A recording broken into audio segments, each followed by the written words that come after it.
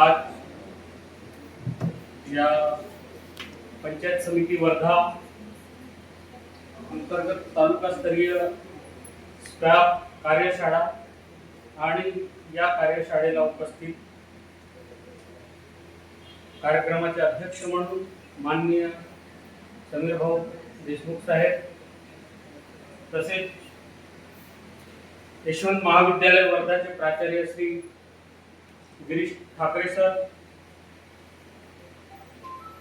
या कार्यशाळेला उपस्थित आणि ज्यांच्या नियंत्रणात हे कार्यशाळा होणार आहे असे आमचे पंचायत समितीचे विस्तार अधिकारी जया परमार मॅडम, मायाताई चापले मॅडम आणि तज्ञ मार्गदर्शक म्हणून उपस्थित श्री नितीनजी कांबळे, आमचे जिल्हा परिषदचे शिक्षक आहेत. आणि या कार्यशाळेकरिता उपस्थित तालुक्यातील सर्व खाजगी शाळांचे, जिल्हा परिषद शाळांचे, नगर परिषद शाळांचे सर्व मुख्याध्यापक, शिक्षक आणि त्यांचे प्रतिनिधी. या स्टाफ बद्दल आता चापले मॅडमनी बरेच काही तुम्हाला सांगून दिलेलं आहे. आणि ज्याची मागल्या वर्षी आपण काम केलेलं आहे, तर बऱ्याच लोकांना 70-80% स्टाफ बद्दल माहितीच असेल, काहींना पूर्णपणे 100% माहित असेल, काहींना स्टाफ माहित आहे परंतु परत त्यामध्ये इम्प्रूव्ह करण्याची गरज असू शकते.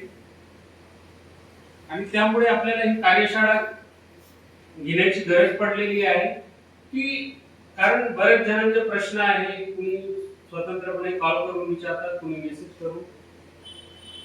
आणि ज्याची आपल्याला माहिती आहे की सध्या शिक्षण विभागात काम भरपूर आहे, कामाचा आवाका भरपूर आहे, दररोज नवीन काम येतात, एक संपलं नाही की दुसरं चालू होतं.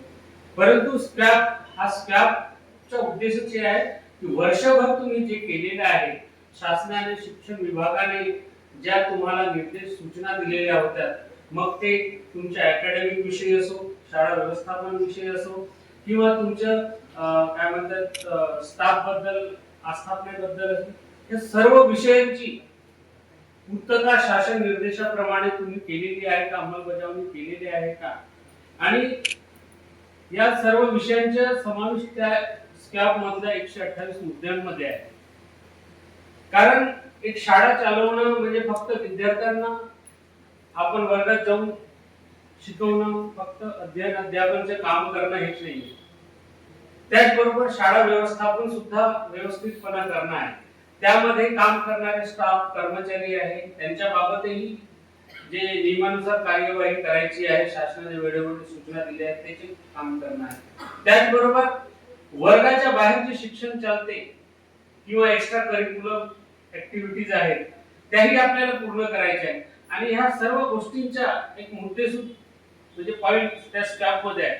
म्हणजे हे मुख्याध्यापक किंवा शाळांमार्फत स्वतःबद्दल केलेलं ते असेसमेंट आहे, त्याचं फ्रेमवर्क आहे. आणि तुम्ही शिक्षण विभागाला किंवा जो शिक्षण नावाचा जो शब्द आहे, त्याची व्याप्ती आहे, त्याला तुम्ही स्वतः शाळा मार्फत असूर करत आहात, तुम्ही खात्री देत आहात की आमच्या शाळेत शिक्षण म्हणजे हे चालू आहे. आणि त्याकरिता तुमच्याकडून योग्य प्रतिसाद जाणे, शासनाला जाणे हा महत्वाचा आहे. बऱ्याचदा काय होतं की आपण सर्व काही करतो. आता बरेच जण बियोलॉजी काम करतात, शिक्षणाबाहेरचे शिक्षण आहे, जनगणनामध्ये आहे, म्हणजे हे सुद्धा काम आहे. मग जेव्हा त्यामध्ये असेल की अतिरिक्त कामाच्या काही असेल, एक्स्ट्रा करिक्युलर ऍक्टिव्हिटीच्या असेल, तुमचे शिक्षक काय करतात हा प्रश्न असेल आहे. शिक्षक काही ऍक्टिव्ह शिक्षक असतील, मग त्यामध्ये हे नमूद करू शकता. त्याच्याबद्दल काही जर तुमच्याकडे योग्य प्रकारे मांडणी केलेला असेल, त्या सर्व गोष्टी त्या स्टाफ मध्ये आहेत. मतदान जनजागृती आहे, हेल्थ विषय जे काही आहे, मग आपलं जसं ठाकरे सरांनी बोलता बोलता म्हणजे त्यांच्या मार्गदर्शनामध्ये आला सस्टेनेबल डेव्हलपमेंट गोल. आणि हे अचीव जेव्हा करायचं असेल तर हा सर्वात महत्वाचा म्हणजे त्यासाठी काय म्हणता येईल की एजंट शिक्षणच आहे. कारण जोपर्यंत शिक्षणच्या माध्यमातून विद्यार्थ्यांमध्ये ती माहिती जाणार नाही, की सस्टेनेबल डेव्हलपमेंट गोल काय आहे, तोपर्यंत हे जे पुढे जे भविष्याचे नागरिक होणार आहेत तेच देश घडवू शकतात आणि आपलं जे शाश्वत विकास साध्य करू शकतात. आणि परत याच्यामध्ये हे आहे, आपण मुख्याध्यापक म्हणून कदाचित यावर्षी शाळेला जॉईन झाला किंवा मागच्या वर्षी रुजू झाले असेल आणि त्यापूर्वी दुसरे मुख्याध्यापक होते, त्यांनी काहीतरी काम केलं किंवा नाही केलं, तर तीच आपल्याला पुनरावृत्ती करायची आहे का? जे चांगलं असेल नक्कीच तो रिपीट करायचा आहे, पण मागच्या व्यवस्थापनाने मागच्या मुख्याध्यापकाने केलं नाही म्हणून आपणही करू नये. हा जर विचार केला तर नक्कीच हा सस्टेनेबल डेव्हलपमेंट गोल कडे आपण जाणार नाही. तुम्हाला सुधार करायचा आहे, त्यामध्ये अधिक म्हणजे उत्तम असेल तर सर्वोत्तम कडे जाणार आहे. आता मागल्या वर्षी जेव्हा आम्ही पुनर्पडताळणी केली अनेक शाळांचं, ज्यांचं कमी होतं किंवा जास्त होतं, तर बऱ्याच शाळांमध्ये काम त्यांनी केलेलं आहे पण ते दाखवता आलं नाही. शाळा उत्तम आहे आपण म्हणतो, अमुक शाळा नाव घेतलं उत्तम आहे, परंतु जेव्हा तिथं गेल्यानंतर आपण पुरावा बघतो, पुरावा नसतो. तर सर्वात पहिले हे करताना तुमच्या गुगल ड्राईव्ह हा अपडेट ठेवा जोपर्यंत पुढचे सूचना येत नाही. बऱ्याच शाळांकडून असं झालं, आम्ही अपलोड केलं होतं, नंतर कम्प्युटर हँग झाला किंवा ड्राईव्ह भरला, आम्ही डिलीट केलं, मग तो आम्हाला पडताळणी करता आला.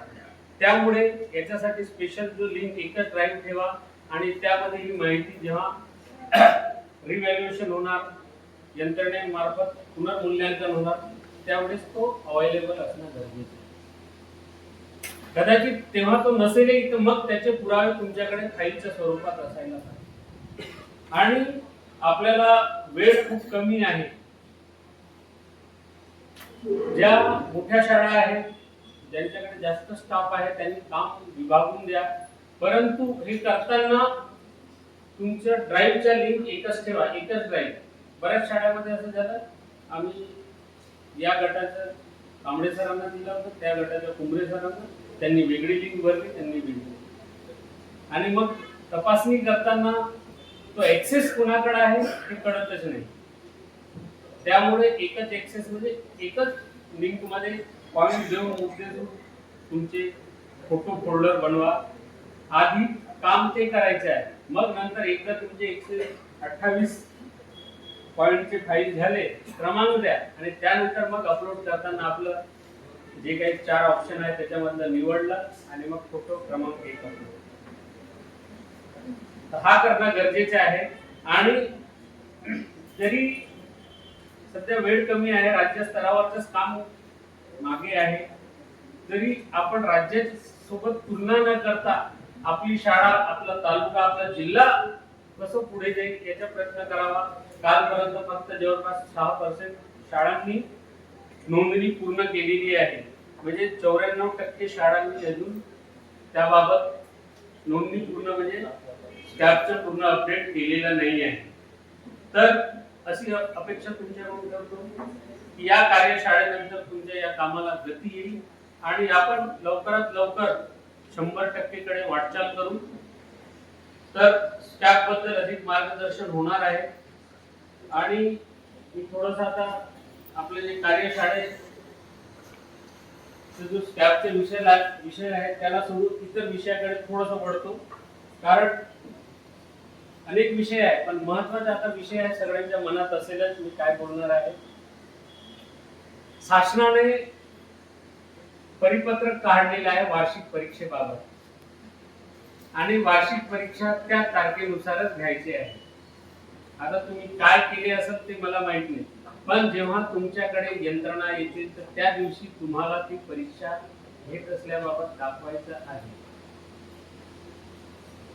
आता कदाचित कुंभरे सर आले तर काहीतरी ऍडजस्ट करतील किंवा काय, पण जिल्ह्यातून यंत्रणा आणि आपल्या तालुक्यात जिल्ह्यातून जास्तीत जास्त यंत्रणा येणार, आणि त्यातही शहरातील शाळांमध्ये मोठी, कारण आपल्याकडे 293 शाळा आहेत. इतर तालुक्याच्या तुलनेने जास्त शाळा आहेत, खाजगी सर्व पकडून, आणि तालुका लेवलवर यंत्रणा कमी आहे. त्यामुळे जिल्ह्यातले 4-5 लोक रॅन्डमली 5-5 शाळा वगैरे बघणार आहेत.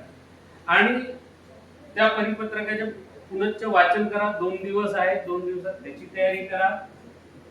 11, 15 आणि 22 हा 3 दिवस आहे आणि परीक्षा घेणे तर आहेत, पण त्या दिवशी प्रत्यक्ष पट पडताळणी आहे.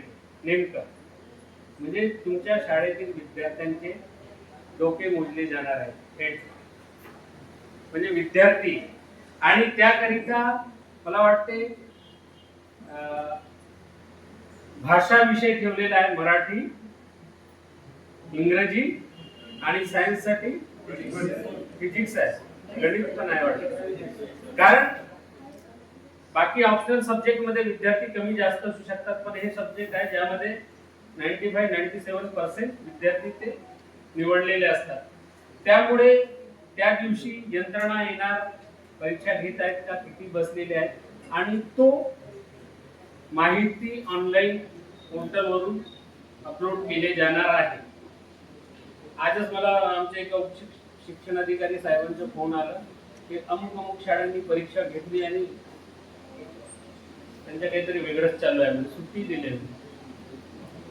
मग अशा वेळेस जर शाळा म्हणून शासनाच्या सूचनांचे पालन करत नसेल तर यंत्रणा जी आहे, जो कोणी तपासणी अधिकारी आहे त्याला त्या शाळेबद्दल म्हणजे गैरप्रकार चालू आहे किंवा शासन निर्देशाचे अनुपालन होत नाही आहे, तर त्याच्या प्रस्ताव किंवा ती शाळा बंद करण्याचा प्रस्ताव पाठवला जाऊ शकतो किंवा जे काही नियमानुसार कार्यवाही करायची तर कृपया सर्वांना सूचना आहेत, याबद्दल योग्य नियोजन तुमच्या स्तरावरून करावा.